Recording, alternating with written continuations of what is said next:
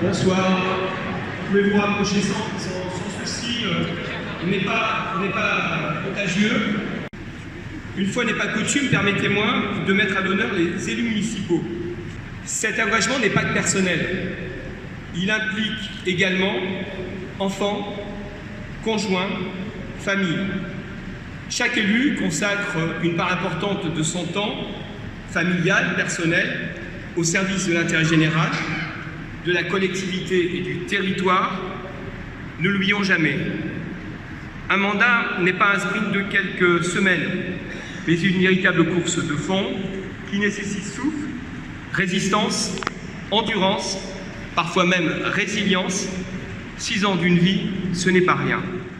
Je me permets, c'est le petit passage, non pas gilet jaune, mais quand même, de vous rappeler qu'ADP, entreprise publique emblématique, ne le sera sans doute plus, peut-être toujours emblématique, peut-être moins public, si les Français ne se mobilisent pas davantage. Vous savez qu'il y a effectivement une consultation citoyenne, que l'objectif c'est d'avoir plus de 4 500 000 signatures, presque même 4,7 millions, et que nous venons tout juste de dépasser le cap du million.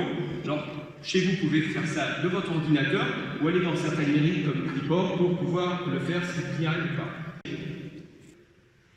Une ville se doit, pour agir mieux et plus, de rechercher et développer des partenariats.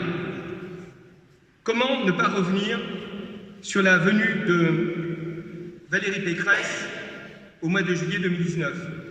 Elle a partagé tout un après-midi 2 temps forts de la vie de notre ville, l'inauguration d'école André Chédid et le lancement de l'écoquartier de l'Ancre de Lune, piloté par Grand Paris Aménagement.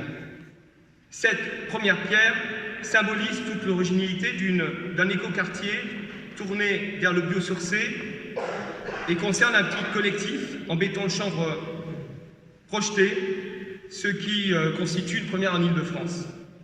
Je veux saluer l'engagement du foyer Rémois sur un projet environnemental innovant, représentant et représentatif de l'économie circulaire et de l'importance des circuits courts sur notre territoire.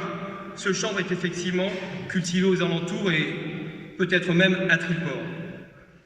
La présence de Valérie Pécresse illustre le soutien de la région à notre écoquartier.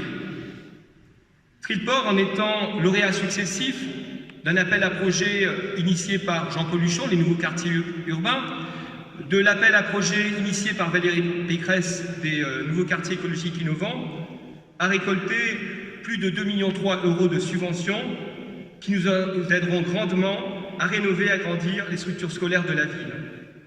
Je dois avouer, à titre personnel, étant un compagnon de longue date de Jean-Paul Huchon, le précédent président de la région, que la visite de Valérie Pécresse m'a touché, honoré.